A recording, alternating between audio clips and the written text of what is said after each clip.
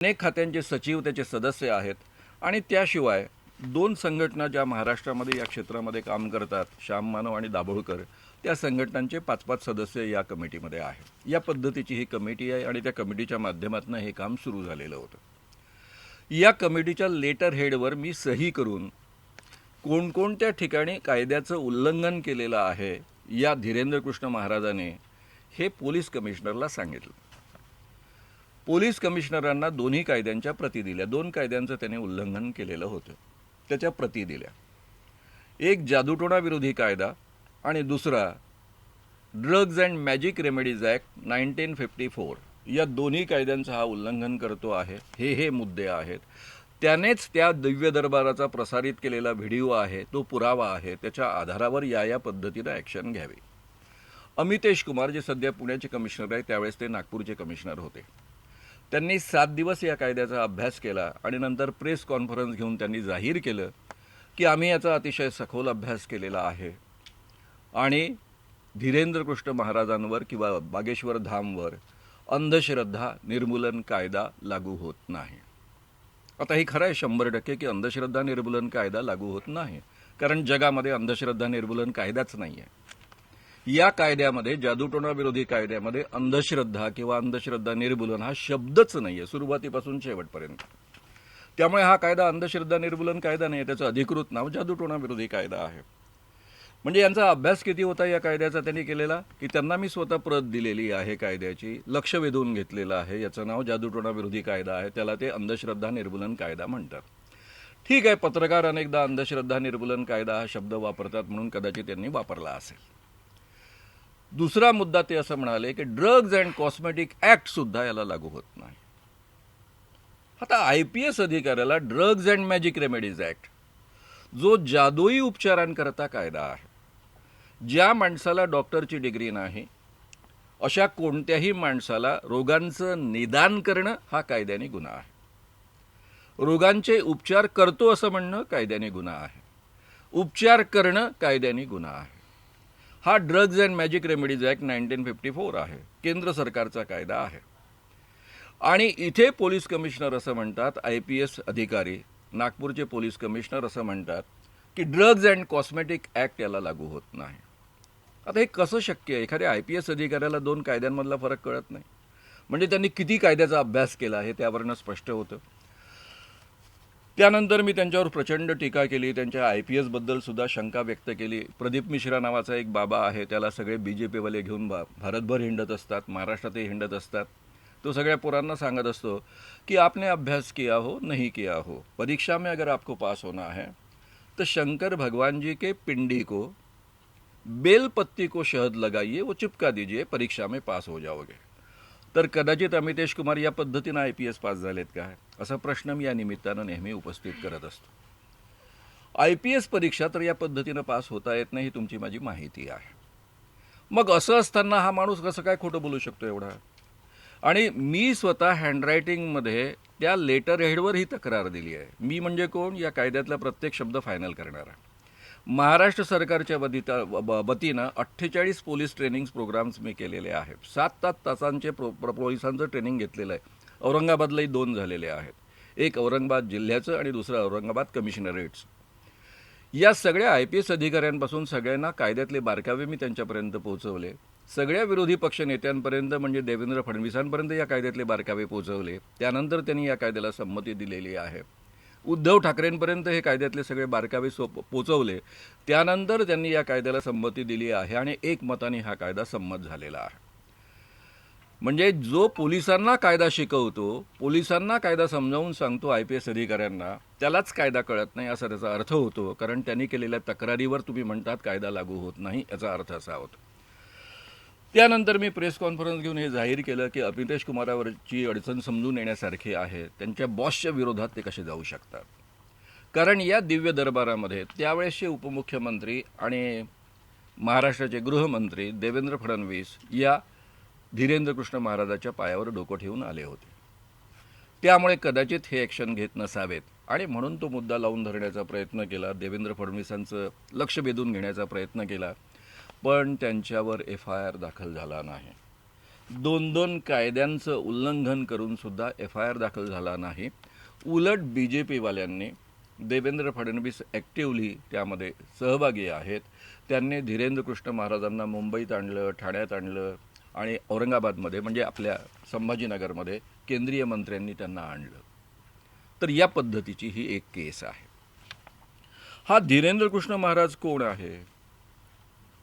याचा एक व्हिडिओ अत्यंत प्रचलित आणि प्रसिद्ध आहे. ए हमें छुओ मत, तुम अछूत हो, हम ब्राह्मण है, हमें छुओ मत दूर से, असा हा धीरेंद्र कृष्ण महाराज. तर त्याच्यावर काही ॲक्शन नाही. हा धीरेंद्र कृष्ण महाराज तुकाराम महाराजांची बायको त्यांना रोज मारते म्हणून तुकाराम महाराज एवढे मोठे संत झाले असं सांगतो.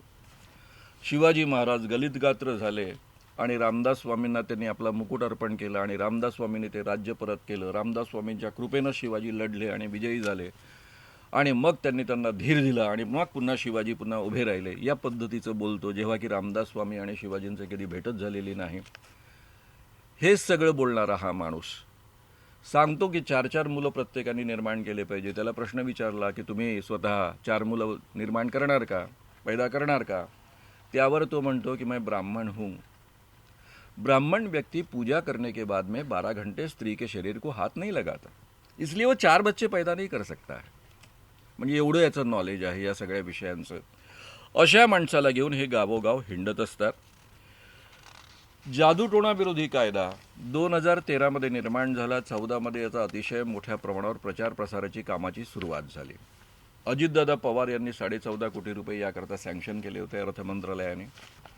त्यातले 1 कोटी आम्हाला वापरायला मिळाले पहिल्या टप्प्यामध्ये, कारण हेड निर्माण होणं आणि बाकीची प्रक्रिया होती. मधल्या काळामध्ये निवडणुका होत्या आणि त्यामुळे या कामाला सुरुवात झाली. त्या कामाच्या अंतर्गत संपूर्ण महाराष्ट्रामध्ये 36 जिल्ह्यांमध्ये 40 सभा झाल्या. त्यातली औरंगाबादमध्ये सुद्धा सभा झाली होती आणि इथल्याच MGM हॉलमध्ये झालेली होती. ती सरकारच्या वतीनं सभा होती. सरकारच्या या डिपार्टमेंटच्या माध्यमातून, सामाजिक न्याय विभागाच्या माध्यमातून हे सगळे कार्यक्रम झाले. पोलिसांची ट्रेनिंग मी तुम्हाला सांगितलं त्या पद्धतीचे 48 पोलीस ट्रेनिंग झाले संपूर्ण महाराष्ट्रामध्ये. 400 शाळा कॉलेजेसमध्ये कार्यक्रम झाले आणि संपूर्ण हे काम करण्यासाठी वक्ते तयार करण्यात आले. त्यांची 3 शिबिरं झाली होती. 5-5 दिवसांची 8-8 तास पर डे हे शिबिर चालायचं. त्यामध्ये सगळे अंधश्रद्धा निर्मूलन या विषयाचे बारकावे आणि कायद्याचे बारकावे त्यांच्यापर्यंत पोहोचवले जायचे आणि त्यातून हे ट्रेंड वक्ता, मास्टर्स ट्रेनर्स ज्यांना आपण म्हणतो त्या पद्धतीचे वक्ता तयार करण्यात आले होते. त्यांची संख्या 3 याच्यामध्ये 225 होती. देवेंद्र फडणवीस मुख्यमंत्री झाल्यानंतर मी त्यांना स्वतः भेटलो होतो. मी, उमेश बाबू चौबे, माझ्या संघटनेचे कार्याध्यक्ष, सगळे आम्ही परिचित होतो एक दुसऱ्यांना. उमेश बाबू चौबे आणि गंगाधरराव फडणवीस हे दोघं एका स्कूटरवर बसून काम करायचे.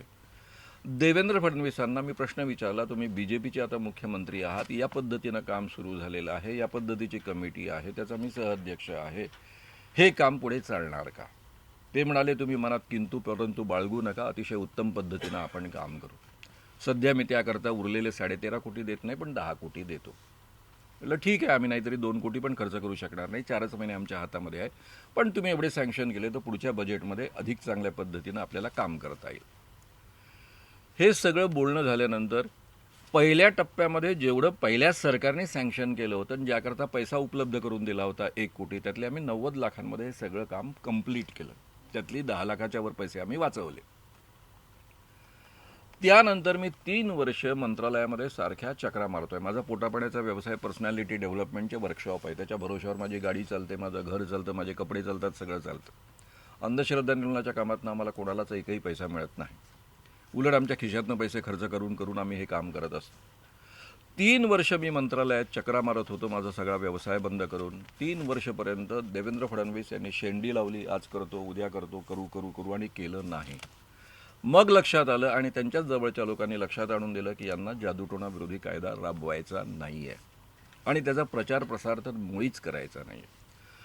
मी संपूर्ण महाराष्ट्रातल्या पोलीस अधिकाऱ्यांचं ट्रेनिंग केलेलं असल्यामुळे माझे नंबर त्यांच्याकडे होते, त्यांचे नंबर माझ्याकडे होते. सुरुवातीला मला मार्गदर्शनाकरता फोन यायचे की सर कायद्यात बसतं की नाही, जादूटोणा विरोधी कायदा लागू होतो की नाही, FIR कसा आपण लिहिला पाहिजे वगैरे या पद्धतीचे सल्ले मागितले जात असत.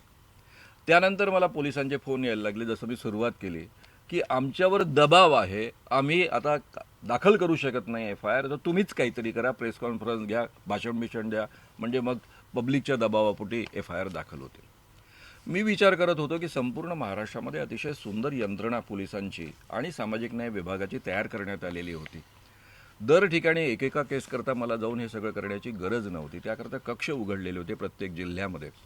एक कक्ष पोलिसांच्या अखत्यारीतला होता, म्हणजे जिथे SP बसतात त्या ठिकाणी किंवा जिथे कमिशनर बसतात त्या ठिकाणी, त्या ऑफिसमध्ये जादूटोणा विरोधी कायदा कक्ष, अंमलबजावणी कक्ष, आणि सामाजिक न्याय विभागामध्ये जादूटोणा विरोधी कायदा अंमलबजावणी प्रचार प्रसार कक्ष, या पद्धतीचे कक्ष होते. त्यांच्या माध्यमातून हे काम होत होतं. प्रत्यक्षामध्ये ॲडिशनल कलेक्टर त्या प्रत्येक जिल्हा कमिटीचे अध्यक्ष असायचे. या पद्धतीच्या यंत्रणा ऑलरेडी तयार झालेल्या होत्या. तर मला असं वाटत होतं की ज्या दिवशी सरकार निर्णय घेईल आणि सरकार अनुकूलता दाखवेल, पुन्हा ह्या सगळ्या कमिट्या फॉर्म होतील आणि अतिशय चांगल्या पद्धतीनं काम होईल. पण जेव्हा 3 वर्ष त्यांनी मुळीच प्रतिसाद दिला नाही, त्यानंतर मी मंत्रालयात जाणं बंद केलं. मग सरकार बदललं, उद्धव ठाकरेंचं सरकार आलं. त्यामध्ये मग पुन्हा कामाला सुरुवात झाली. अजितदादांनी या कामाकरता 12 कोटी इमिजिएट सँक्शन केले. 1 एप्रिल 2020 पासून कामाला सुरुवात होत होती. त्याकरता GR निघायला लागले होते, सगळी यंत्रणा सज्ज झाली होती. आणि 24 मार्चला तुम्हा सगळ्यांना माहीत आहे लॉकडाऊन लागू झाला आणि 2 वर्ष काहीच काम झालं नाही. मग 1 एप्रिल 2022 पासून पुन्हा कामाला सुरुवात झाली, ज्यावेळेस आपला कोरोनाचा सगळा एकूण मोठा दबाव संपला. त्यानंतर 1 एप्रिल 2022 पासून ही सुरुवात होताना अजितदादांनी अर्थमंत्रालयानं 22 कोटीचं बजेट सँक्शन केलं. 2 वर्षाची गॅप भरून काढायची होती. तोपर्यंत ऑलरेडी आमचे वक्ते तयार होते. तरी आम्ही उजळणी वर्ग घेतला. त्यातले बेस्ट आम्ही 95 वक्ते निवडले, ज्यांनी ऑलरेडी 225 वक्त्यांनी जे केलेलं आहे शिबिर, त्यातले निवडले. त्यांचे 2 दिवसाचा पुन्हा उजळणी वर्ग झाला. सामाजिक न्याय विभागाचे पुन्हा ट्रेनिंग कोर्सेस झाले. त्यानंतर आणखी 100 लोकांचा, 105 लोकांचा पुन्हा एक शिबिर झालं, ज्याच्यामध्ये त्या लोकांना पुन्हा ट्रेन करण्यात आलं 5 दिवसाचं. म्हणजे आमच्याजवळ आता 325च्या वर वक्ते तयार झालेले होते. आणि त्या माध्यमातून संपूर्ण ट्रेनिंग कोर्सेसपासून संपूर्ण यंत्रणा जो प्रोजेक्ट आहे तो राबवायचं ठरलं. साधारणतः आम्ही 2-3 महिने काम करतोय. सगळे GR निघत आहेत, ह्या सगळ्या प्रोसेस सुरू झालेल्या आहेत. मी सांगितले ते शिबिरं झालेली आहेत. आणि त्यानंतर एकनाथ शिंदे गुवाहाटीला गेले, त्यांनी रेड्याचा बळी दिला. त्यामध्ये उद्धव ठाकरे सरकारचा बळी गेला आणि जादूटोणा विरोधी कायदा प्रचार प्रसार अंमलबजावणीचाही बळी गेला. पुन्हा काम जैसे ते ठप्प. त्यानंतर मग पुन्हा अजितदादा पवार इकडे आले. खरं म्हणजे आता त्यांनी ज्या पद्धतीनं पक्षबदल केला मला मान्य नव्हतं, पण पत्रकार मित्रांनी मला भरीच घातलं की तुझं पहिलं काम आहे जादूटोणा विरोधी कायदा. मी त्यांच्याकडे गेलो. ते म्हणाले आपण उत्तम काम करूया. म्हटलं एकनाथ शिंदे याचे अध्यक्ष आहेत, कमिटीचे पण अध्यक्ष आहे आणि सामाजिक न्याय विभागाचे पण मंत्रालय त्यांच्याचकडे आहे. ते म्हणाले बिलकुल चिंता करू नका. म्हटलं ते इथं बळी देतात, ते कसं काय हे काम करू देतील, आपण करूया. म्हटलं देवेंद्र फडणवीस याच्या विरुद्ध आहे, आपण करूया, तुम्ही काळजी करू नका. आणि अजितदादा त्यावेळेसचे अर्थमंत्री आणि उपमुख्यमंत्री यांनी आउट ऑफ वे जाऊन सामाजिक न्याय मंत्रालयाच्या अधिकाऱ्यांची, सचिवांची बैठक घेतली. त्यामध्ये 22 कोटीचं बजेट पुन्हा रिन्यू केलं आणि कामाला सुरुवात करायची ठरली. सचिवांनी त्यांच्या पुढ्यामध्ये आश्वासन दिलं की या प्रोजेक्टचा जो GR आहे तो 15 दिवसात काढतो. पुढे आम्ही 11 महिने सचिवांचं दार झिजवत होतो. आज करू, उद्या करू, कामाचा फार लोड आहे, होत नाही आहे. 15 दिवसात निघणारा GR 11 महिन्यात निघाला नाही. सचिव तुमच्याच विभागातले आहेत. 11 महिन्यामध्ये GR निघाला नाही. शेवटी त्यांनी खरं सांगून टाकलं की या पद्धतीनं काम होणार नाही, आपल्याला एजंट नेमावा लागेल, एजंट नेमल्याशिवाय काम होणार नाही. मी भ्रष्टाचार विरोधी आंदोलनातला प्रॉडक्ट आहे. जयप्रकाश नारायणांच्या आंदोलनामधला मी एक भाग आहे. जेलमध्ये जाण्यापासून सगळं केलेलं आहे. महाराष्ट्र प्रमुख राहिलेलो आहे. मी आयुष्यामध्ये एक पैसा खात नाही आणि कुणाला खाऊ घालत नाही. पहिले सरकारसोबत मी 2दा काम केलं, मला 1 पैसा कोणाला खाऊ घालावा लागला नाही. माझी फाईल बरोबर सरकत असे. गरजच पडली तर अजितदादांचा फोन जात असे की श्याम मानवांचं एक पुण्यकर्म आहे, ते आपण केलं पाहिजे. आणि सगळे सरकारी अधिकारी जसं म्हणतात, ते एक म्हण आहे, फारशी चांगली आहे असं नाही, डायन दो घर छोडती आहे. सगळे सरकारी अधिकारी हे घर सोडून द्यायचे. पण या सरकारमध्ये घर न सोडण्याची प्रथा आहे. पैसे खाल्ल्याशिवाय फाईलच हलत नाही. आणि त्यामुळे अजितदादांची इच्छा असून सुद्धा काहीही काम 11 महिन्यात झालं नाही. मी नाद सोडला आणि परत आलो. जादूटोणा विरोधी कायद्याची अंमलबजावणी 100% या सरकारनं देवेंद्र फडणवीस आल्यापासून थांबवली.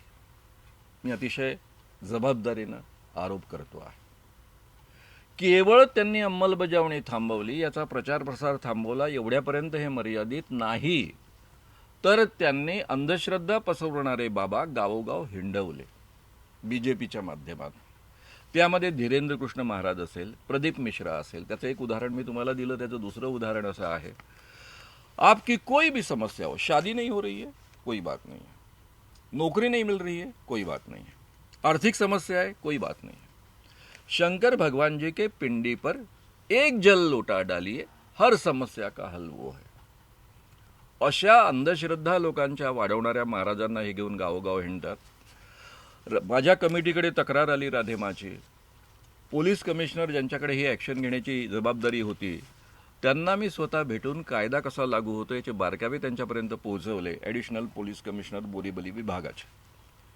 ते ॲक्शन घेत नाही म्हणून मी देवेंद्र फडणवीस मुख्यमंत्री यांना स्वतः सांगितलं की राधेमाला हा कायदा लागू होतो, लोकांच्या खूप तक्रारी आहेत, त्या कमिटीकडे आलेल्या आहेत, पण तुमचे पोलीस कमिशनर ॲक्शन घेत नाही. तुम्ही गृहमंत्री पण आहात, त्यावेळेस ते मुख्यमंत्री होते. तुम्ही तरी लक्ष घाला आणि ॲक्शन घ्या. पण राधेमावर शेवटपर्यंत ॲक्शन झाली नाही. कारण ज्यांच्या पायावर आपण डोकं ठेवतो त्यांच्यावर कशी काय आपण ॲक्शन घेणार. त्यामुळं संपूर्ण महाराष्ट्रामध्ये अंधश्रद्धांचं पेव वाढवणं, अंधश्रद्धांना खतपाणी घालणं, हे काम प्रामुख्यानं देवेंद्र फडणवीसांचं सरकार करत आलं आहे. मी एक छोटासा अनुभव सांगेन आणि शेवटच्या टप्प्यावर येऊन थांबेन. बेसिकली मी तरुण भारताचा प्रॉडक्ट आहे. तरुण भारत म्हणजे RSSचं मुखपत्र. माझ्या पत्रकारितेची सुरुवात मी तरुण भारतातनं केली. दरम्यानच्या काळामध्ये मी इकडे किर्लोस्कर प्रेसला आलो पुण्यामध्ये काम करायला, आणि तिथे मला खऱ्या अर्थानं जयदेव डोळे आम्ही दोघं एकत्र होतो, आणि तिथे खऱ्या अर्थानं मला हा विषय कळला आणि माझ्यामध्ये आमूलाग्र बदल झाला. त्यानंतर डिसेंबर 82 मी या कामाला सुरुवात केली. सुरुवातीला 84-85 पर्यंत मी इतक्या मोठ्या प्रमाणावर बाबांना एक्सपोज केलेलं होतं की खूप तक्रारी बाळासाहेब देवरस RSSचे प्रमुख जे आहेत, सरसंघचालक, त्यांच्याकडे गेल्या.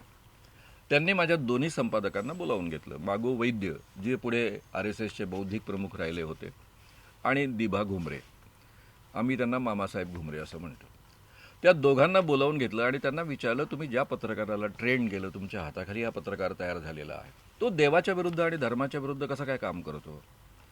त्यावेळेस त्यांनी समजावून सांगितलं की त्याच्या कामाची आम्हाला पूर्ण कल्पना आहे, तो सारखा आमच्याशी बोलत असतो, आम्हाला कल्पना आहे, आम्ही त्याच्या शिबिरांमध्ये सुद्धा जातो. तो देवाच्या आणि धर्माच्या विरुद्ध बोलत सुद्धा नाही, पण देवाच्या धर्माच्या नावावर जे शोषण होतं, लोकांची फसवणूक होते, लुबाडणूक होते, त्याच्या विरुद्ध तो चळवळ चालवतो आणि अतिशय निर्भयपणे चळवळ चालवतो. त्या बाबांचा भांडाफोड करतो, त्यांना जेलमध्ये पाठवतो. त्यावेळेस बाळासाहेब देवरस सरसंघचालक असं म्हणाले होते की आम्हाला कुठे आमच्या घरामध्ये साप हवे आहेत, आम्हाला आमच्या घरामध्ये कुठे साप हवे आहेत. पाहुण्याच्या लाठीनं जर साप मरत असेल तर ती चांगली गोष्ट आहे. आणि त्या काळामध्ये जोपर्यंत बाळासाहेब देवरस हे सरसंघचालक होते तोपर्यंत तरी माझ्या कामाला कधीही ऑर्गनाइज विरोध RSSने केला नाही. तर मी एवढंच या निमित्तानं म्हणत असतो, किमान एवढी तर भूमिका देवेंद्र फडणवीस तुम्ही स्वीकारा. हिंदूंचंच शोषण हे करतात. आता खरात सारखा बाबा कोणाचं शोषण करतो आहे. खरात हा एक बाबा नाही आहे, हा अपवाद नाही आहे. प्रत्येक बाबा हेच करत असतो. मी दोन गोष्टी अतिशय ठामपणे सांगतो 44 वर्षाच्या अनुभवाच्या आधारावर. एक, वृक्ष तेथे छाया, बुवा तेथे बाया. जसा वृक्ष छायेशिवाय असू शकत नाही, तसा कोणताही बाबा स्त्री किंवा पुरुष शोषणाशिवाय असू शकत नाही. तुम्ही जर मला सांगितलं की एखादा बाबा स्त्रीला हात लावत नाही, तर मी म्हणेल ठीक आहे, पुरुषांना हात लावत असेल, एवढाच काय तो फरक असू शकेल. एकही असू शकत नाही. आणि हे वाक्य माझं नाही, आचार्य अत्र्यांचं आहे आणि फार पूर्वीचं आहे. दुसरं, मी अतिशय जाहीररित्या सांगत असतो की भोंदू बाबा नावाचा बाबा या जगात नसतो. हा अशोक खरात भोंदू नाही. त्याला भोंदू म्हणणं म्हणजे अपमान आहे त्याचा. तो बाबा आहे. बाबा कोण असतो? जो असा आभास निर्माण करतो की त्याच्यावर देव प्रसन्न आहे, त्याच्यामध्ये दैवी शक्ती आहे, देवाची कृपा तो इतरांना मिळवून देऊ शकतो, त्याच्यामध्ये सिद्धी आहेत, असा जो आभास निर्माण करतो त्याला आपण बाबा आणि बुवा म्हणतो. जो असा आभास निर्माण करतो त्याला 100% माहीत असतं की माझ्यामध्ये कोणतीही दैवी शक्ती नाही, त्याला 100% माहीत असतं की माझ्यावर देव प्रसन्न नाही, त्याला 101% माहीत असतं की मी कोणाचंही भलं करू शकत नाही, माझ्या हातात काहीही नाही आहे, आणि तरी तो असा आभास निर्माण करतो. त्यामुळे प्रत्येक बाबा भोंदूच असतो, त्याला एकही अपवाद नसतो. चांगला बाबा आणि वाईट बाबा हा प्रकार जगात नसतो. मी हे अतिशय अधिकारवाणीनं सांगतो आहे, अनुभवाच्या आधारावर सांगतो आहे, आणि आव्हान देण्याच्या आणि घेण्याच्या तयारीनं सांगतो आहे. या धीरेंद्र कृष्ण महाराजांना त्यावेळेस आपण 30 लाख रुपयांचं पारितोषिकाचं आव्हान दिलं होतं. 2013 सॉरी 2023 मध्ये त्याला काय सांगितलं, बाबा तू जे दावे करतो तेवढेच दावे फक्त प्रूव्ह कर. नागपूरच्या पत्रकार संघाच्या प्रिमायसेसमध्ये तू यायचं, सगळ्या पत्रकारांसमोर हे करून दाखवायचं. तुझं म्हणणं आहे ना की तुला आपोआप लोकांची नावं कळतात, आडनाव कळतं, वडिलांचं नाव कळतं, वय कळतं, टेलिफोन नंबर कळतं, या 5च गोष्टी सांगायच्या. आम्ही ऐनवेळी 10 माणसं तुझ्यासमोर सादर करू. आधार कार्डवर जे लिहिलेलं असेल ते सगळंच्या सगळं एका पाकिटामध्ये सीलबंद असेल, त्याचा टेलिफोन नंबरपासून सगळ्या गोष्टी सीलबंद असेल, नाव, आडनाव, वय सगळं. आता तुला दोन्ही मार्गाने ओळखता येतं, त्यांचा चेहरा पाहून सांग, नाही तर त्या पाकिटात जाऊन पाहून ये की काय लिहिलेलं आहे. आणि तू फक्त सांगायचं, यांचं नाव सांगायचं, आडनाव सांगायचं, त्यांच्या वडिलांचं नाव सांगायचं, त्यांचं वय सांगायचं, त्यांचा टेलिफोन नंबर सांगायचा. आणि तुझा दावा आहे की मी भक्तांच्या घरामध्ये जातो, भक्तांच्या घरामधल्या कोणत्या रूममध्ये, कोणत्या कपाटामध्ये काय ठेवलेलं आहे हे मला कळतं, म्हणजे याला क्लेरोव्हायन्सची क्षमता आहे, हा कुठेही जाऊन पाहून येऊ शकतो. तर आम्ही नागपूर पत्रकार संघाच्या शेजारच्या रूममध्ये 10 गोष्टी ठेवू, त्या तू पाहून यायच्या आणि सांगायच्या. या दोन्ही गोष्टी तुला 2दा रिपीट करायच्या आहे. खरं म्हणजे तुझ्याजवळ दैवी शक्ती असं तुझं म्हणणं आहे, हनुमानजी तुझ्यावर प्रसन्न आहे, बागेश्वर धामवाले बाबा तुझ्यावर प्रसन्न आहे असं तुझं म्हणणं आहे, ते तुला संदेश देतात असं तुझं म्हणणं आहे. तर तू तर 100% करेक्ट राहायला पाहिजे, तरी आम्ही तुला 10%ची सूट देऊ. दोन्ही वेळेत जर तू 90% करेक्ट राहिला तर तुला 30 लाख रुपयांचं पारितोषिक मिळेल. एवढंच नव्हे तर मी स्वतः 44 वर्ष या अंधश्रद्धा निर्मूलनाचं काम करणारा कार्यकर्ता आणि माझी चळवळ आम्ही बंद करून टाकू, कारण इतके वर्ष आम्ही सांगत आलो ते दादांत खोटं ठरलं. आम्ही चळवळ बंद करू, तुझ्या पायावर डोकं ठेवून तुझे भक्त बनू. त्यावेळेस त्यांनी 2 दिवस आधी पळ काढला, गावातनं पळून गेला. यावेळेस आता देवेंद्र फडणवीसांनीच त्याला मुद्दा मांडला. मुख्यमंत्री महाराष्ट्राचा आणि गृहमंत्री मुद्दाम घेऊन येतो, त्याची हिंमत प्रचंड वाढलेली. यावेळेस आम्ही पुन्हा आव्हान रिपीट केलं. आता आव्हान हे 80 लाख रुपयाचं आहे. मधल्या काळामध्ये काही देणग्या मिळाल्या, त्या देणग्यांमधनं आव्हानाची किंमत वाढली, 80 लाखावर ही किंमत गेली. हे 80 लाखाचं आव्हान त्याला दिलं. यावेळेस त्यांनी पळ काढला. दिव्य दरबार में आओ, वहां मैं बताऊंगा. अरे ही माहिती मिळवण्याची प्रोसेस कशी काम करते, मी 4-5 बाबा या पद्धतीचे एक्सपोज केले आहेत, मोठमोठे बाबा एक्सपोज केलेले आहेत. त्यामुळे मला माहिती आहे ही प्रोसेस काय आहे. तुझ्यापर्यंत माहिती पोचवण्याची यंत्रणा मला थांबवायची आहे, आणि ते केव्हा शक्य आहे, जेव्हा तू कंट्रोल्ड सिच्युएशनमध्ये येशील तेव्हा. पत्रकारांसमोर तू आहे, तुझ्याकडे टेलिफोन नाही, कोणतीही माहिती तुझ्यापर्यंत पोचणार नाही याची आम्ही काळजी घेतो आहे. आणि मग तू माणसांचा चेहरा पाहून सांग, बागेश्वर धामवाल्या बाबांना विचार, हनुमानजींना विचार, हनुमानजी तुला संदेश देतील, सांग तू आम्हाला. तुला जी काही आवश्यकता असेल हनुमानजींच्या पूजेची ती तुला तिथेही करता येईल, काही प्रॉब्लेम नाही आहे. या पद्धतीनं त्याला आपण आव्हान टाकलं, पण याही वेळेस त्यांनी पळ काढला. मग त्याची अर्वाच्य भाषा, काय त्याचं बोलणं वगैरे चालतं ते चालतं. तर हे सगळं प्रकरण या पद्धतीचं आहे. एक शेवटचा मुद्दा फक्त या ठिकाणी मी मांडतो आहे, तो तुम्हाला सगळी पत्र दिलेली आहे, कोणकोणत्या सभा कशा झाल्या, काय पुढे आहे त्याची सगळी माहिती तुमच्यापर्यंत आहे. त्याशिवाय एक छोटीशी गोष्ट, सामाजिक न्याय विभागाने काही कामाला सुरुवात केलेली आहे. जी सामाजिक न्याय विभागाने कामाला सुरुवात केली ती काय आहे, माझा कागद.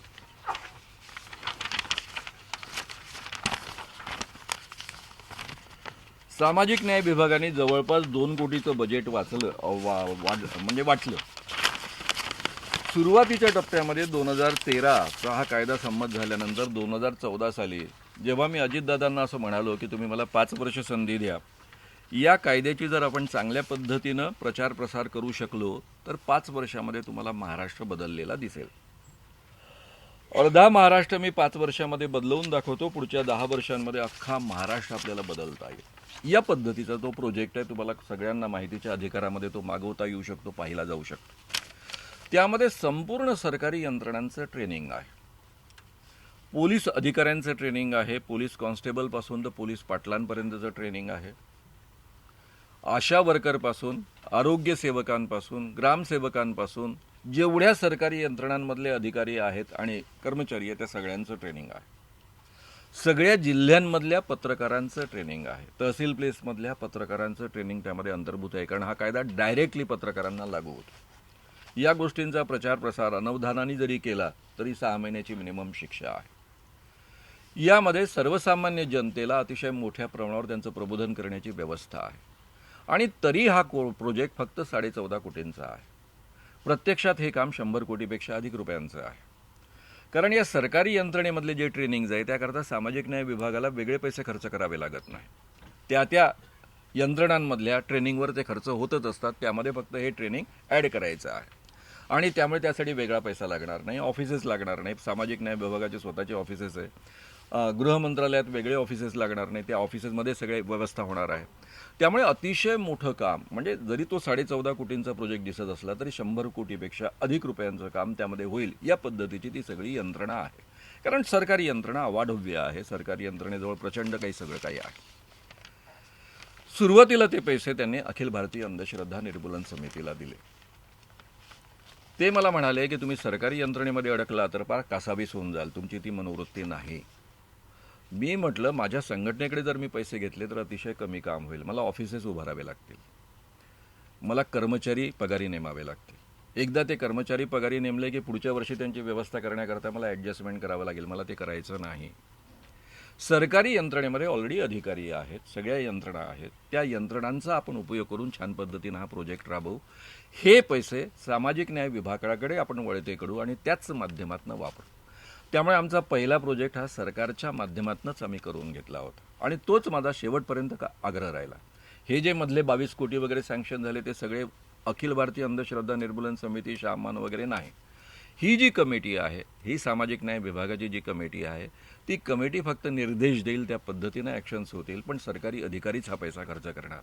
या पद्धतीची यंत्रणा तयार केली होती. सामाजिक न्याय विभागातर्फे पैसे वाटले जातात, त्याची तुम्हाला सगळ्यांना नीट कल्पना आहे.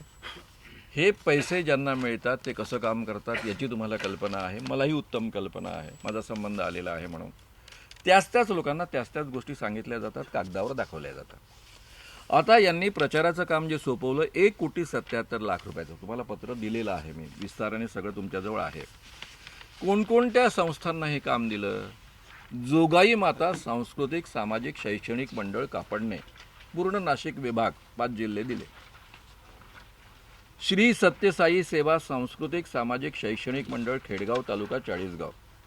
सत्यसाई बाबा म्हणजे जे हवेमध्ये हात फिरवतात, विभूती निर्माण करतात, हवेमध्ये हात फिरवतात, सोन्याच्या अंगठ्या निर्माण करतात, त्या संस्थेकडे. आई देवमोगरा महिला मंडळ धुळे नागपूर विभाग. आता या लोकांना जादूटोणा विरोधी कायदा कळतो, अंधश्रद्धा निर्मूलन कळतं. कळलं असतं त्यांनी अशी नावं ठेवली असती आपल्या संस्थांची. पहिला मुद्दा. पोलिसांचं 7 तासांचं ट्रेनिंग चालायचं. यामध्ये कोण असायचे? ठाणेदार असायचे, सब इन्स्पेक्टर ते IPS अधिकारी असायचे. तुमच्या इथे औरंगाबादमध्ये 2 ट्रेनिंग झालेले आहेत. तुमच्यापैकी काही लोकांनी ते अटेंड केले असतील, पाहिले असतील. शेवटी मी पेपर सोडून घ्यायचो 50 प्रश्नांचा. त्यावेळेस ठाणेदार आणि IPS अधिकारी म्हणायचे, सर आम्हाला किती वर्ष झाले या क्षेत्रात? ठाणेदार म्हणायचे, सर आम्ही 15 वर्ष झाले, मी पोलीस खात्यात आहे, आता आम्ही पेपर सोडवायचं. म्हणत आपण सोडवू तर खरं, पाहू तर खरं आपल्याला किती कायदा कळला. आणि मग ते एक दुसऱ्याला डुश्या मारायचे, कारण तुझंही चुकलं ना, माझंही चुकलं, पहा आपलं कायद्याचं इंटरप्रिटेशन चुकलं. म्हणजे इतके बारकावे त्या कायद्याचे आहेत, कारण तो स्पेशलाइज्ड कायदा आहे. त्याला 2 मुद्दे तुम्हाला माहीत असावे लागतात. अंधश्रद्धा निर्मूलन या विषयातले बारकावे माहीत असावे लागतात. त्याशिवाय तुम्ही कायद्याचं इंटरप्रिटेशन करू शकत नाही. आणि कायद्याचं इंटरप्रिटेशन ज्या मर्यादेमध्ये करायचं आहे त्याचं भान असावं लागतं. त्यामुळे हा कायदा इतक्या इझिली कळू शकत नाही. महाराष्ट्र शासनाने एका बाजूनं 325 वक्ते 5 दिवसाच्या ट्रेनिंगमध्ये सरकारचा पैसा खर्च करून निर्माण केलेले आहे. त्यातले 92 वक्ते 7 दिवसाच्या ट्रेनिंगमध्ये तयार झालेले आहेत. ते सगळे ट्रेंड वक्ते आहेत. ते वेगवेगळ्या संघटनांचे कार्यकर्ते राहिलेले वक्ते आहेत. आणि असं असताना तुम्ही ही खिरापत वाटता आहात. तुम्हाला खिरापत वाटायची आहे तर काही हरकत नाही आहे, कारण खिरापत वाटणं हे गेल्या सरकारपासून सुरू आहे. आत्ताच्या म्हणजे गेलं सरकार म्हणजे आत्ताचं आधीचं सरकार, जे उद्धव ठाकरेंचं सरकार गेल्यानंतर प्रत्येक आमदाराला पैसे वाटलेत. त्यातले इतके टक्के त्याने खायचं असं अध्यावृत या पद्धतीनं सगळं वाटप झालेलं आहे. तुम्हा सगळ्यांना माहीत आहे, तुम्ही पत्रकार लोक आहात. माझ्यापेक्षा तुम्हाला कदाचित जास्त माहीत आहे याबद्दल. ही खिरापत तुम्हाला वाटायची वाटा ना. सामाजिक न्याय विभागाचं बजेट कदाचित 50,000 कोटींचं आहे, पण तुम्ही जादूटोणा विरोधी कायद्याच्या नावाखाली का वाटतात? एका बाजूनं त्या कायद्याचा प्रचार प्रसार करत नाही, दुसऱ्या बाजूनं समाजामधल्या अंधश्रद्धा वाढवण्याचं काम करता. हा अंधश्रद्धेचा साप तुम्ही गावोगाव पोचवता, तो पोचता, त्याला खतपाणी घालता, त्याला खाऊपिऊ घालून दुष्टपुष्ट बनवता, आणि दुसऱ्या बाजूनं संपूर्णतः हे काम मारून ठेवलेलं आहे. मी फक्त एकच वाक्य बोलून आता थांबतो. जादूटोणाविरोधी कायद्याचा प्रचार आणि प्रसार केला नाही देवेंद्र फडणवीस यांच्या सरकारने. ते जे सुरू झालेलं काम होतं ते काम जर तसंच सुरू राहिलं असतं तर अशोक खरातसारखा बाबा निर्माणच झाला नसता. तो एवढा मोठा बाबा कधीच होऊ शकला नसता. जेव्हा आजूबाजूला 10-15 माणसं कॉन्फिडंटली बोलणारी असतात की याच्यात दम नाही आहे, हा काही करू शकत नाही आहे, याच्यात चमत्काराचं सामर्थ्य नाही आहे, असं आकाशातनं साप येत नसतो, तर कोणीही बाबा टिकत नाही. आणि एवढ्या मोठ्या प्रमाणावर स्त्रियांचं आणि सगळ्या पुरुषांचं आणि 1,500 कोटी रुपये मिळवण्या इतपत तो शोषण करू शकला नसता. त्यामुळे अशोक खरातसारखा बाबा एवढा मोठा झाला आणि पोलिसांच्या म्हणण्यानुसार 100 स्त्रियांचं त्यांनी शोषण केलं आणि पत्रकारांच्या म्हणण्यानुसार 1000पेक्षा कदाचित अधिक आकडा असेल. याला सर्वस्वी देवेंद्र फडणवीस यांचं सरकार जबाबदार आहे, कारण या पद्धतीचा कायदा निर्माण झाल्यानंतर त्यांनी हा कायदा दडपून ठेवला. आनंदाची गोष्ट एवढीच आहे की गेल्या 2 महिन्यामध्ये पोलीस सुटलेत आणि कार्यकर्ते गावगावाचे सुटलेत. त्यांनी धडाधड तक्रारी करायला सुरुवात केल्या आणि 18 मार्चला याच्यावर जो खटला दाखल झाला होता, आपल्या याला अटक झाली होती अशोक खरातला, तेव्हापासून गेल्या 2 महिन्यामध्ये 35पेक्षा अधिक केसेस जादूटोणा विरोधी कायद्याखाली दाखल झालेल्या आहेत. म्हणजे पोलीस अक्षरशः सुटले, त्यांच्यावरचा दबाव कमी झाला. कारण आता कोणत्याही BJPच्या नगरसेवकाची किंवा एखाद्या कॉर्पोरेटरची किंवा एखाद्या स्थानिक नेत्याची हिंमत होत नाही की बाबा तू बाबावर आता ॲक्शन घेऊ नको म्हणण्याची. या पद्धतीचं वातावरण मीडियाने निर्माण केलं आणि म्हणून या 35 केसेस दाखल होऊ शकल्या. मला जेवढं सांगायचं होतं तेवढं सांगून झालं. आता तुम्हाला जे म्हणायचं असेल, बोलायचं असेल, प्रश्न विचारायचे असेल, विचारू शकता. धन्यवाद सर. आता प्रश्न उत्तर घेऊ शकतो.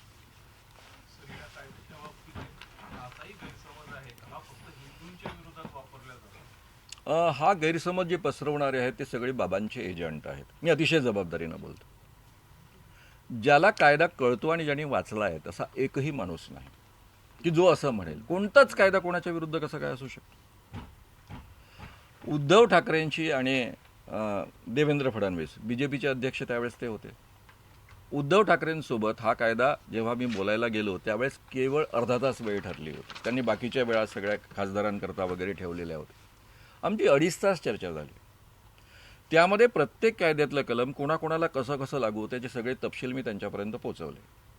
त्या 2.5 तासानंतर ते असं म्हणाले की हा कायदा माझ्या आजोबांच्या म्हणजे प्रबोधनकार ठाकरेंच्या विचारांचा झालेला आहे आणि हा कायदा एकमतानं संमत झाला पाहिजे याकरता मी पुढाकार घेईल. केवळ ते बोलले नाहीत, त्यांनी अनेक कीर्तनकारांचा जो विरोध होता तो मोडून काढला, अनेक हिंदुत्ववादी संघटनांचा विरोध होता तो मोडून काढला. आता उद्धव ठाकरेच पाठीशी नाही म्हटल्यानंतर बाकीच्यांचा जरा मोराल कचलं. सेम झालं देवेंद्र फडणवीसांचं. या कायद्याचा दाभोळकरांच्या मर्डरनंतर ऑर्डिनन्स निघाला. ऑर्डिनन्स निघाल्यानंतर देवेंद्र फडणवीसांनी एका टीव्हीला मुलाखत दिली. तासाभराची ती मुलाखत आहे. त्यामध्ये त्यांनी या कायद्याला दणकून विरोध केलेला आहे.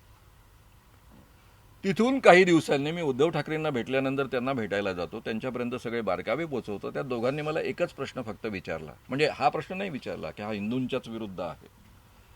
त्यांनी एकच प्रश्न विचारला की तुम्ही ज्या इंटरप्रिटेशन आम्हाला सांगता आहात त्याच इंटरप्रिटेशननुसार हा कायदा अंमलात येईल याची गॅरंटी काय? दोघांनी प्रश्न मला विचारला होता. त्यावेळेस मी त्यांना सांगितलं होतं की हा कायदा फक्त आपण बनवत नाही आहे, कायदा झाल्यानंतर या पद्धतीची कमिटी गठीत होणार आहे आणि सगळ्या पोलिसांचं ट्रेनिंग मी स्वतः पर्सनली करणार आहे. जो कायदा सगळ्यांना मी सांगतो आहे समजावून त्याच पद्धतीचं इंटरप्रिटेशन त्यांच्यापर्यंत पोहोचवलं जाणार आहे आणि त्याच मर्यादेमध्ये हा कायदा अंमलात आणला जाणार आहे. आणि म्हणून कदाचित देवेंद्र फडणवीसांनी मुख्यमंत्री झाल्यानंतर पोलिसांचं ट्रेनिंग कंटिन्यू कायम ठेवलं होतं. त्यामुळे हिंदूंना कसा लागू होईल केवळ कायदा? त्यामध्ये हिंदू शब्दच कुठे नाही आहे. जो बाबा चमत्कार करून लोकांना फसवतो तो कायद्याखाली येतो. जो स्त्रियांचं शोषण करतो कोणत्याही नावाखाली, दैवी शक्तीच्या नावाखाली, जादूटोण्याच्या नावाखाली, तो पण कायद्याखाली येतो. आता बाबांची प्रथा नाही आहे कोणामध्ये, मुस्लिमांमध्ये तेवढी बाबांची प्रथा नाही आहे फारशी, किंवा ख्रिश्चनांमध्ये बाबांची प्रथा नाही आहे, पण जादूटोण्याची प्रथा आहे. अनेक मांत्रिकांना आपण जेलमध्ये पाठवलेलं आहे. या कायद्याखाली सुद्धा अनेक मुस्लिम मांत्रिकांना अटक झालेली आहे. त्यामुळे ज्या ज्या पद्धतीच्या अंधश्रद्धा ज्याला ज्याला लागू होतील, इन्स्पाईट ऑफ त्याचा धर्म, तसा कोणताच कायदा कोणत्या धर्माकरता वेगळा नसतो ना. हे सामान्य कायदे आहेत सगळे. आणखी सर,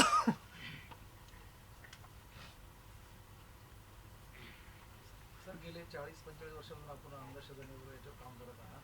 सर्वात धक्कादायक अनुभव आपला होता. म्हणजे त्या क्षेत्रातला आता खरं म्हणजे इतके जीवघेणे प्रसंग झालेले आहेत. आता जसं गुलाबबाबाला मी एक्सपोज करत होतो, गुलाबबाबा काटेलवाला गुलाबबाबा म्हणजे ओळखच सांगायची झाली, त्याचं 3 प्रांतामध्ये प्रचंड प्रस्थ होतं. हवेमध्ये हात फिरवायचा, गुलाबाचं फूल निर्माण करायचा, खडीसागर निर्माण करायचा. त्याच्या गाडीचं डिझेल संपलं तर तो कधी पेट्रोल पंपावर जात नाही. पाणी आणायला सांगतो विहिरीचं, त्याला बोट लावलं की त्याचं पाण्याचं रूपांतर डिझेलमध्ये होतं, त्याची गाडी ढुरढुर चालायला लागते. हे सगळे चमत्कार शंकरराव चव्हाणांनी सांगितलेले चमत्कार आहेत. शंकरराव चव्हाणांचा बाबा, आपले पंतप्रधान राहिलेले नरसिंहरावांचा बाबा, असा मोठा हा गुलाब बाबा. तर हा गुलाब बाबा, त्याच्याबद्दल मला जी माहिती मिळाली ती मी सांगायला सुरुवात केली. माझ्या प्रत्येक भाषणामधनं मी बोलायचो, मी भाषणं देत होतो. त्याच्या एका मोठ्या सभेमध्ये, ज्यामध्ये ते एक त्याला सत्संग मेळावा म्हणतात, 1-1.5 लाख लोक, त्यांच्यासमोर त्यांनी जाहीर केलं की श्याम मानवाचे हातपाय तोडा, जिभा छाटा, याला जिवे मारून टाका, असं जाहीररित्या तो बोलला. मग आम्ही काय करणार, पोलीस केस करण्यापेक्षा आम्ही मस्त आजूबाजूला 10 व्याख्यानं आयोजित केली. त्याचं 10व्या व्याख्यानाचा फक्त रिपोर्टिंग मी देतो तुम्हाला. 10व्या व्याख्यानाच्या वेळेस इतकं वातावरण तंग झालेलं होतं की आम्ही आयोजन केलेलं जे व्याख्यान होतं, त्या व्याख्यानाकरता जे अध्यक्ष होते, पाहुणे होते, ते सगळे पळून गेले. लाऊडस्पीकर तोडून टाकलेला होता. लाऊडस्पीकरवाल्याला जिवे मारण्याची धमकी मिळाली होती. तहसीलदार मला नोटीस देतो आहे, कारण छोटं गाव होतं, अंजनगाव सुरजी. तहसीलदार मला नोटीस देतो आहे, तुम्हाला दिलेली परवानगी रद्द करण्यात येत आहे, तुम्हाला व्याख्यान घेता येणार नाही. त्यावेळेस अमरावतीचे ॲडिशनल, त्यावेळेस अमरावती कमिशनरेट नव्हतं, SP होतं, आणि तिथला ॲडिशनल SP माझा मित्र होता. आम्ही दोघंही जण लॉला डिबेट पार्टनर होतो. मी लॉ करत असताना, तो लॉ करत असताना. तर त्याच्याकडे ती जबाबदारी होती. तो सारखा मला फोन करत होता की आज तू व्याख्यान देऊ नको, कारण आमच्या पोलिसांचा रिपोर्ट असा आहे की किमान 2000 लोकांनी शपथ दिली आहे गुलाबबाबांनी त्यांना, तुला जिवे मारण्याची. आम्ही पोलीस पाठवलं, पण आमच्याजवळ 400 पोलीस आहे, अख्ख्या जिल्ह्यातलं आणि आजूबाजूचं पोलीस मिळून 400 पोलीस आम्ही पाठवले. त्यांच्या बंदुकीच्या नळ्या, 2 गोळ्या, त्या किती सुटतील आम्हालाच माहिती नाही, कारण आम्ही सोडतच नाही, कधी वापरूनच पाहत नाही, त्यामुळे आम्हाला खात्री नाही. आणि इतक्या खवळलेल्या मॉबमध्ये आमचा अंदाज असा आहे की आज 30-40 हजार जरी लोक व्याख्यानाला येतील, त्यामध्ये 2 लाख लोकांनी शपथ घेतलेली आहे हे आम्हाला माहीत आहे, पोलिसांना. त्याशिवाय इतर किती लोक असतील सांगता येत नाही. त्यामुळे मग तो खूप मला समजूत काढत होता, तू भी डिबेटर है, मैं भी डिबेटर हूँ, मैं जानता हूँ तू बहुत अच्छा वक्ता है, लेकिन आज का व्याख्यान रद्द कर. शेवटी मी त्याला सांगितलं की बाबा, माझ्यापुढे 2च पर्याय आहेत. मी व्याख्यान बंद करणं, आज व्याख्यानाला न जाणं, याचा अर्थ मी आत्महत्या करणं, सरळ आत्महत्या करून मोकळं होणं. नाही तर व्याख्यानाला जाणं, त्या ठिकाणी व्याख्यान देणं, जे होईल ते पाहिलं जाईल, पाहणं. त्यामुळे मी दुसरा पर्याय निवडणार आहे. पहिला पर्याय मी निवडू शकत नाही, तुला माझी मनोवृत्ती माहीत आहे. त्यामुळे मी दुसरा पर्याय निवडणार आहे. तू गुंडों को संभाल, भक्तों को मैं संभालता हूं. 30,000 लोक होते, 400 पोलीस घाबरलेल्या अवस्थेत होतं की पब्लिक खवळली तर आपण काय करणार. बरं, हा माणूस बोलणारच गुलाबबाबांबद्दल, गुलाबबाबांचे सगळे लफडे तर सांगणारच, हा काही थांबणार नाही. माझा हा मित्र वायरलेसवरनं सगळं ऐकत होता अमरावतीमध्ये बसून. तो नाही, पुढे मला जे रिपोर्टिंग सांगितलं ते असं की माझी बायको सारखी येऊन, खाव, डायबिटीस आहे, वक्त पर खाव, आणि मी टेन्शनमध्ये सारखा. तुझं 10-15 मिनिटाचं पहिलं भाषण ऐकलं आणि म्हटलं लाव खाने गो, अब हो गया, जीत लिया उसने सभा. 3 तास पिन ड्रॉप सायलेन्समध्ये सगळे गुलाबबाबांचे भक्त शांतपणे ऐकत होते. हा जो लाऊडस्पीकरवाला पोरगा होता, ज्याचा पहिले लाऊडस्पीकर फोडून काढण्याचा प्रयत्न केला होता आणि त्यातला काही भाग त्यांनी वाचवला होता, तो त्यांनी त्याच्या आधी त्यांनी मला प्रश्न विचारला. म्हणे, मानवसाहेब, म्हणे, तुम्ही माझा लाऊडस्पीकर जर तोडून फोडून टाकला तर भरून द्याल का. म्हटल्यावर माझ्याकडे पैसे तर नाही आहे, तुला तर माहिती आहे मी भिकारी माणूस आहे, गावोगाव हिंडतो, पण म्हटलं लोकांकडनं पैसे मागून मी तुझे पैसे भरून दे. बस तुम्ही म्हटलं ना, द्यान ना भरून, मग झालं, मी थांबतो. आणि आम्हाला माहीत पण नाही, कोणालाच भान नव्हतं की आपण हे रेकॉर्ड केलं पाहिजे. त्यावेळेस रेकॉर्डिंग सिस्टीम इतक्या सोप्या पण नव्हत्या. ही साधारणतः 86-87ची गोष्ट आहे. आणि त्यावेळेस त्या पोराने ते रेकॉर्ड केलं. त्याच्यामध्ये एक सिस्टीम होती त्याच्याजवळ रेकॉर्ड करण्याची, आणि ती कॅसेट त्यांनी 75,000 ते लाखाच्या विकल्या असं त्याचं म्हणणं आहे. इतक्या त्या कॅसेट खपल्या, लोकांनी नेल्या, गावोगाव नेल्या, पाणठेलेवाल्यांवर वाजत राहिल्या, आणि गुलाब बाबा कायमचा संपला. असे प्रसंग खूप आलेत. पण हा जो प्रसंग आहे की पोलीस पण विरोध करतायत, सगळे पण विरोध करत आहेत. कदाचित तो माझा दोस्त नसता, मी त्याला म्हटलं तुला तर 2 पर्याय आहेत, मला जेलमध्ये टाक, मुद्दा संपला. लॉ अँड ऑर्डरचा सिच्युएशन आहे असं समजून तू मला जेलमध्ये टाकू शकतो. तो म्हणाला वो करना रहता तो हम काय को इतनी मेहनत करते, 400 पुलिस क्यों भेजते, वो नहीं करना इसलिए तो प्रॉब्लेम है ना, तू खुद होकर रुक जा, असा त्याचा आग्रह होता. तर असे प्रसंग माझ्या जीवनात खूप आलेले आहेत. हा अपवाद नाही आहे, पण हा विशेष आहे, एवढंच. आपली संताची भूमी आहे, बऱ्याचशा संतांनी चमत्कार केलेले आहेत.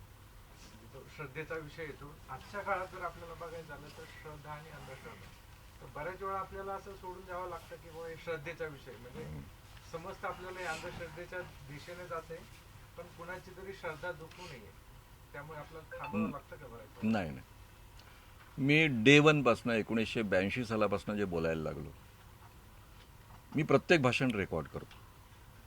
आत्ताही मी रेकॉर्ड करतोय, तुमच्याशी बोलतोय. 83 सालाच्या सुरुवातीपासून मी ज्ञानेश्वर आणि तुकारामांनी चमत्कार केले नाही असं जाहीररित्या बोलतो, त्यांचेच अभंग सांगून. आपण हे चमत्कार या संतांवर लादले आहेत. त्यांनी आपल्या जीवनामध्ये कोणतेही चमत्कार केले नाही. आणि मला अतिशय सुंदर पुरावा मिळाला, तो म्हणजे गाडगे महाराजांचा. गाडगे महाराज अलीकडच्या काळचे आहेत. त्यांच्यावर प्रबोधनकार ठाकरेंनी सुंदरपणे चरित्र लिहिलं आहे, गोनीदांनी पण चरित्र लिहिलं आहे. गाडगे महाराजांच्या जीवनामध्ये एकही चमत्कार नाही. आणि मी इकडे चळवळीला सुरुवात केली त्याच वेळेस, जानेवारी-फेब्रुवारीमध्येच 1983 साली उमाळे गुरुजींची गाडगे महाराजांवरची पोथी प्रसिद्ध झाली. उमाळे गुरुजी गाडगे महाराजांच्या पोथीमध्ये लिहितात की गाडगे महाराजांजवळ एवढं मोठं सामर्थ्य होतं की त्यांच्याकडे अन्नपूर्णा भांडं होतं. त्यामध्ये ते हात घालत असत आणि अन्न काढत असत, ते कधीही संपत नसे. आता गाडगे महाराज पै पै गोळा करून अन्न छत्र निर्माण करत असत, लोकांना खाऊ पिऊ घालत असत, हे आपल्या सगळ्यांना माहीत आहे. गाडगे महाराज एकाच वेळी 2 कीर्तनांमध्ये असत. एका ठिकाणी एक कीर्तन करतायत आणि दुसऱ्या ठिकाणी 100 मैलावर दुसरं कीर्तन सुरू आहे. गाडगे महाराज कीर्तन करता करता अंतर्धान पावत असत. अशा पद्धतीच्या कितीतरी चमत्कारांचं वर्णन त्या पोथीमध्ये आहे. आणि शेवटचा चमत्कार फार सुंदर आहे. शेवटचा चमत्कार आहे की गाडगे महाराज जेव्हा जाण्याची वेळ आली त्यावेळी वैकुंठातून पुष्पक विमान आलं. त्याचं सुंदर वर्णन त्यांनी केलेलं आहे. त्यामध्ये नारद चिपळ्या वाजवत होता, विष्णू भगवान गायन गात होते, वगैरे वगैरे वगैरे असं सगळं. आणि विष्णू भगवानांनी गाता गाता त्यांना छानपैकी उचलून घेतलं आणि पुष्पक विमानामध्ये आरूढ होऊन गाडगे महाराज गेले. आता गाडगे महाराज 1956 साली वारले, जास्त असं जुना नाही. जुनं नाही आहे. आणि मी गावोगाव हिंडायचो, विदर्भ माझं महत्त्वाचं केंद्र आहे कामाचं, तर लोक स्वतः गाडगे महाराजांच्या प्रेतयात्रेला उपस्थित असणारे गावोगाव भेटायचे. आम्ही आमच्या समोर जाळलं ना, असा कसा पुष्पक विमानात गेलं. तर ते बरं. दुसरं, मला सगळ्यात मोठा फायदा प्रबोधनकार ठाकरेंचा मिळाला. मी म्हणायचो तुम्हाला माझ्याशी भांडायचं नाही, तुकाराम महाराज सदैव वैकुंठाला गेले नाहीत असं स्वतः प्रबोधनकार ठाकरेंनी सांगितलं. त्यांना प्रश्न विचारला, तुकाराम महाराज गेलेत का? पुष्पक विमानात गेले. अरे असं कोणी पुष्पक विमानात जात नसतं. त्यावेळेसच्या त्यांनी ते शब्द वापरला होता, भटोरग्या. त्यावेळेसच्या ब्राह्मणांनी जे काही तुकाराम महाराज ज्या पद्धतीची शिकवण लोकांना देत असत, त्यामुळे चिडून जाऊन त्यांचा खून केला असावा आणि प्रेत नाहीसं करून टाकलं. त्यांची बायको शोधत शोधत आली की कुठे गेले महाराज, कुठे गेले तुकाराम महाराज, कुठे गेले तुकाराम महाराज. त्यावेळेस त्यांनी सांगितलं ते पहा चालले पुष्पक विमानात चालले, पुष्पक विमानात चालले. असं आता ती प्रबोधनकार ठाकरेंची स्टाईल अशी उभे राहून वगैरे वगैरे. आणि तिकडे पाहते त्यांची बायको जिजाई जे नाव आहे ते, आणि तिला काही दिसत नाहीये. ती म्हणते कुठे आहे कुठे आहे, काहीच तर दिसत नाहीये. अशी आवई यांनी उठवली. काही या पद्धतीनं तुकाराम महाराज वगैरे वैकुंठाला बसून गेलेले नाहीत पुष्पक विमानात. त्यांचा यांनी खून केला.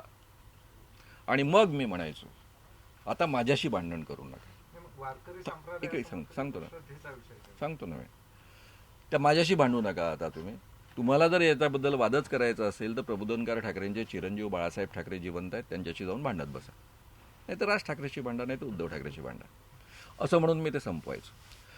हा जो श्रद्धेचा विषय असं म्हणतात, श्रद्धेच्या विषयाखाली अरे तुकाराम महाराज तिकडे चमत्कार करतात, ज्ञानेश्वर महाराज चमत्कार करतात, म्हणून तर हे धीरेंद्र कृष्ण महाराज चमत्कार करतात. इकडे हा अशोक खरात चमत्कार करतो, त्यांच्याच नावावर करतो ना. मग त्यांनी जर चमत्कारच केले नाही, आता ज्ञानेश्वरांनी चमत्कार केले, भिंत चालवली, ज्ञानेश्वरांनी रेड्याच्या तोंडून वेद म्हणवले, या चमत्कारांना आधार काय आहे? ज्ञानेश्वरीमध्ये नाही, ज्ञानेश्वरांनी जे जे साहित्य लिहिलं त्यात नाही, कुठेही नाही आहे. ते 350-400 वर्षानंतर जेव्हा तुकारामाला समकालीन असणारा एक महिपती नावाचा कवी होता, त्याने ते लिहिलेलं आहे. ज्ञानोबाने रेडेमुखी वेद बोलविले. रेडा म्हणजे त्या काळामध्ये सर्वसामान्य माणसाला म्हटलं जायचं, अरे हा शिंचा मेला रेडा, याला काही अक्कल नाही. तर कदाचित त्यांनी एक रूपक म्हणून हे वापरलं असावं, किंवा त्याचा चमत्कारावर विश्वास असावा. स्वतः ज्ञानेश्वरांनी ज्ञानेश्वरीत लिहिलं असतं, गावोगाव जे लोक म्हणतात त्याच्यात लिहिलं असतं. ज्ञानेश्वरांच्या कोणत्याही साहित्यामध्ये नाही. तुकारामाच्या गाथेबद्दल प्रॉब्लेम असा आहे की तुकारामाची गाथा बुडवली होती, ती त्यांच्या शिष्यांनी पुन्हा ते अभंग एकत्र केले, त्यामध्ये अनेक प्रक्षिप्त अभंग आहेत. पण तुकारामांचे जे अभंग आहेत, जे चमत्कार विरोधी अभंग आहेत, ते एकच माणूस चमत्कार विरोधी अभंगही लिहिल आणि आपल्या जीवनामध्ये तुकारामाच्या गाथा आपोआप वर येताना सुद्धा पाहिजे.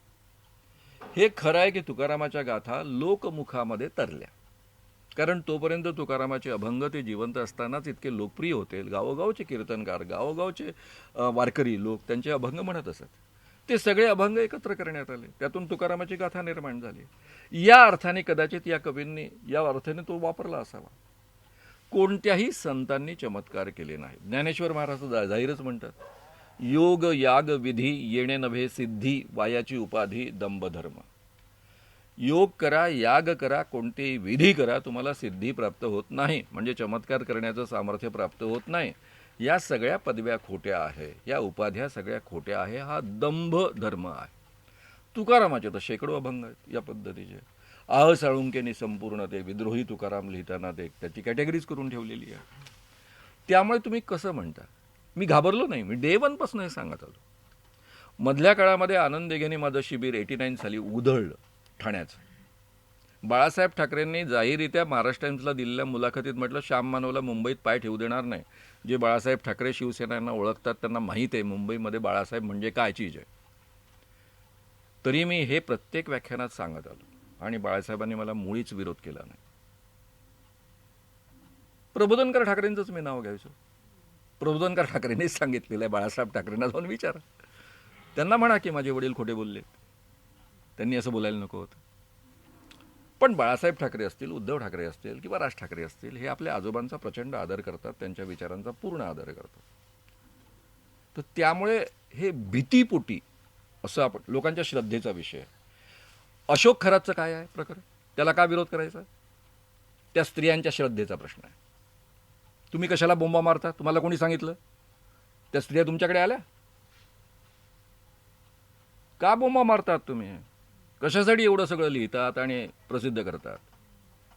त्यांच्या श्रद्धेचाच मुद्दा आहे तो श्रद्धेचा अविभाज्य भाग आहे. त्याचं स्टेटमेंट आहे अशोक खरातचं, मी एकाही बाईवर बलात्कार केलेला नाही. पोलिसांना दिलेलं स्टेटमेंट आहे, मी एकाही बाईवर बलात्कार केलेला नाही, मी त्यांच्या इच्छेविरुद्ध काहीही केलेलं नाही.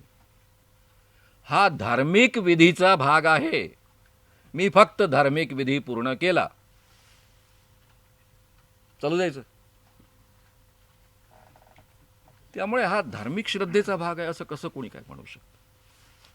मग आमची धार्मिक श्रद्धा काही असू शकते. ए छुओ हमें, छुओ मत, तुम अछूत हो, हम ब्राह्मण आहे. आणि गेले आपले भूषण गवई पाया पडायला. पडले ना पाया, मग हाही श्रद्धेचा भाग आहे. ॲट्रॉसिटी आहे ना लागू होतं. एकाने ॲट्रॉसिटी लावली नाही भारतामधल्या.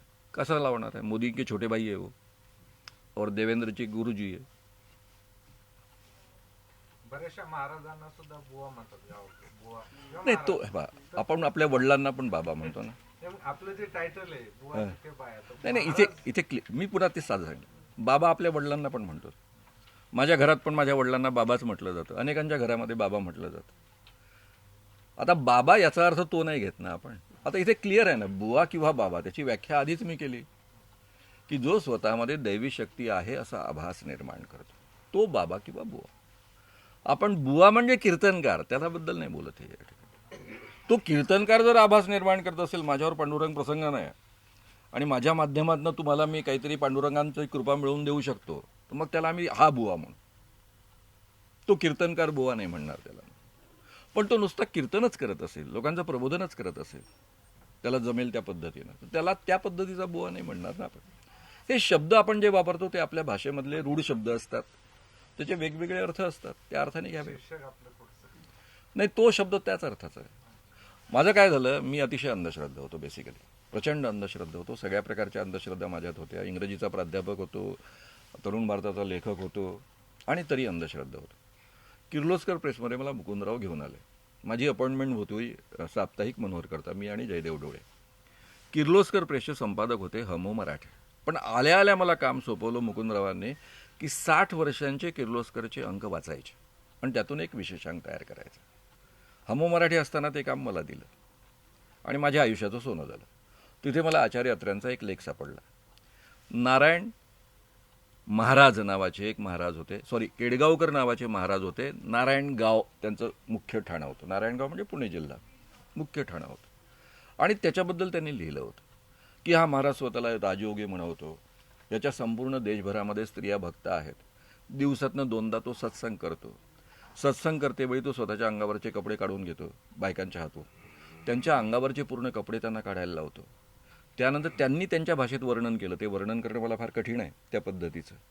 मग तो आपल्या स्तनांना तेल लावतात त्या स्त्रिया, त्यानंतर छानपैकी त्या स्तनांनी मालिश करतात आणि मग त्याला जेव्हा त्याची ऊर्जा जागृत होते, मी शब्द फिरवलेले आहेत, अत्र्यांचे ओरिजिनल शब्द मांडत नाही आहे मी या ठिकाणी. त्यानंतर ज्या बाईचा पाहिजे त्या बाईचा भोग घेतो. या पद्धतीचं संपूर्ण त्यांनी वर्णन लिहिलं आणि त्यांच्या शेवटच्या वाक्यांनी माझ्या खऱ्या अर्थानं हे कवाडं उघडली. त्यांनी लिहिलं की हा अपवाद नाही आहे. ही गोष्ट असेल 1960च्या आसपासची. हा अपवाद नाही आहे, सारे बाबा असंच करतात.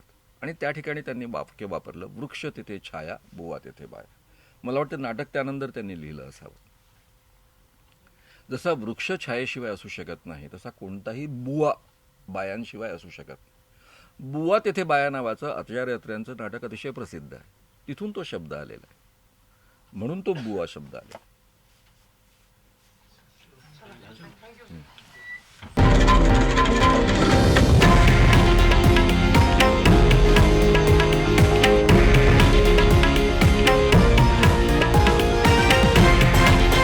हे आहे देशातील नंबर 1 न्यूज नेटवर्क आणि आपण पाहत आहात TV9 मराठी, एकमेव.